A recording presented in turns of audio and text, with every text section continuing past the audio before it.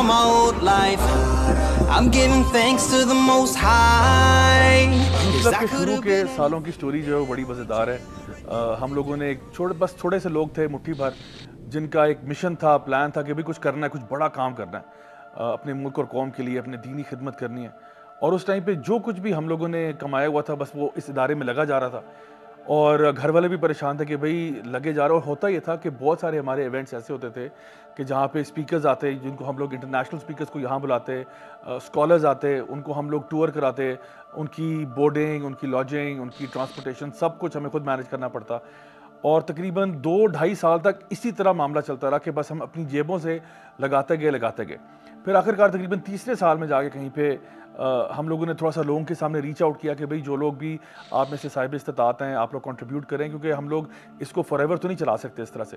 تو لوگوں نے تھوڑا بہت دینا شروع کیا. اس سے بھی ہم یہ کرتے تھے کہ جو اپنے کاسٹ کو ری ایمبرس کر لیتے تھے. فار ایگزامپل ٹریول کاسٹ لگ گئی, کچھ ہم لوگوں نے اگر کیمرہ اکوپمنٹ خریدا یا کوئی ایسی چیز ہوئی, یا کوئی ایونٹ کرانے کے لیے ہمیں کہیں ہال بکنگ کرانی پڑ گئی, تو وہ چیزیں ہم ری ایمبرس کراتے تھے. اب ایک ون فائن ڈے کا واقعہ ہے کہ میری جیب میں اس ٹائم پہ وائی سی کی ٹوٹل نیٹ ورتھ میری جیب میں تھی. اور وہ نیٹ ورتھ کتنی تھی وائی سی کی اس ٹائم پہ؟ 55,000 روپیز اونلی. اور یہ لے کر جی میں لاہور کے لیے روانہ ہو گیا. وہاں پہ ہمارا ایک بڑا سا ایونٹ تھا علی آڈیٹوریم میں, وہاں پہ کلمہ چوک کے پاس, وہاں پہ ہمارا ایونٹ تھا. اور جو لوگ وہاں پہ آئے تھے وہ ہماری ایکسپیکٹیشن سے بہت زیادہ آگے. آلریڈی ہال ماشاءاللہ کیپیسٹی فل تھی اور اس سے بھی زیادہ لوگ آ گئے. اور ہوا یہ تھا کہ ایونٹ ہم لوگوں نے فری رکھا ہوا تھا, اوپر سے فری کے باوجود ہم نے کھانا بھی ساتھ فری رکھا ہوا تھا. تو ہوا یہ کہ جب سارا ایونٹ ختم ہوا اس ٹائم پہ مجھے یاد ہے, اللہ تعالیٰ جنت نصیب کرے, عمیر بھائی ہمارے ہوتے تھے, وہ سارا یہ فوڈ اینڈ بیوریج سارا وہ مینیج کر رہے تھے. عثمان بھائی اوور آل جو ہے نا چیزوں کو مینیج کر رہے تھے. تو ابھی ایونٹ جب ختم ہونے کو کہ بالکل قریب تھا تو عثمان بھائی میرے پاس آئے, کہتے ہیں ضیاء بھائی وہ اصل میں ہوا یہ ہے کیونکہ لوگوں کی تعداد زیادہ ہو گئی ہے تو ہمارے پاس پیسے کم پڑ گئے. میں نے دل میں سوچا یا اللہ خیر اب کیا ہوگا. تو میں نے کہا ہاں کتنے, میں بالکل کول رہا, کام رہا, میں نے کوئی ریئیکشن شو نہیں کیا کہ اب یہ کیا. تو اس نے مجھے کہا کہ ضیاء بھائی ہمارا جو شارٹ فال ہے وہ تقریباً جو کیٹرر ہے وہ کہہ رہا ہے کہ 50,000 روپے جو ہے وہ اس وقت آپ نے پے کرنے ہیں کیونکہ اتنا ہمارا اوور چلا گیا.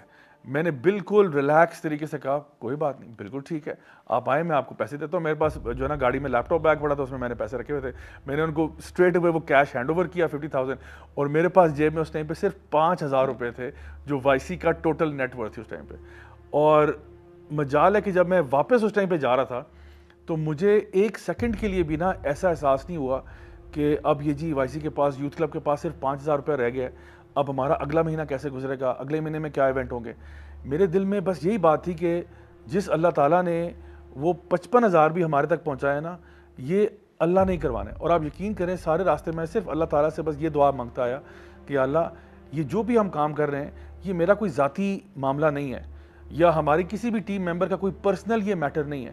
ہم تیرے دین کی خدمت کے لیے کام کرنا چاہتے ہیں, تو جتنا عطا کرنا چاہتا ہے تو عطا کر دے, اور جتنے تو بڑے ہم سے کام لینا چاہتا ہے تو لے لے.